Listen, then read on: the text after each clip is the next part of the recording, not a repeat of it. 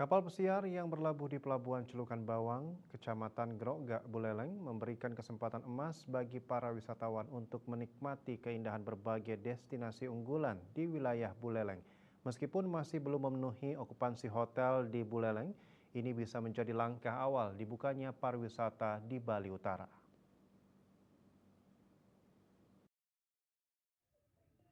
Kedatangan kapal pesiar yang berlabuh di Pelabuhan Cilukan Bawang tidak hanya menjadi momentum penting bagi promosi pariwisata Buleleng, tetapi juga menunjukkan daya tarik wilayah ini sebagai salah satu destinasi unggulan di Bali.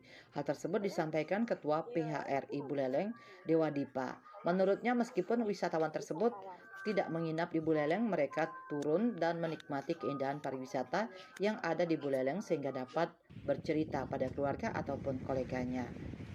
Tentunya nanti juga melalui wisatawan yang ikut di dalam program kapal pesiar itu dia akan bercerita. Tentu pertama bercerita kepada keluarganya, yang kedua dia bercerita kepada kolehannya, kemudian juga dia punya Twitter, dia punya media sosial, dia akan pasti dia share dan masyarakat dunia wisatawan mancanegara pasti akan lebih banyak yang tahu tentang Bali Utara.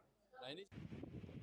Ia juga menambahkan bahwa Bali tidak hanya Bali Selatan, namun ada daerah lain yang memiliki potensi alam yang berbeda-beda. Salah satunya ada di Buleleng dengan wilayahnya yang nyekar gunung. Dengan demikian, kedatangan wisatawan dengan kapal pesiar ini bisa menikmati keindahan panorama di Buleleng. Yasri Yuli, Bali TV.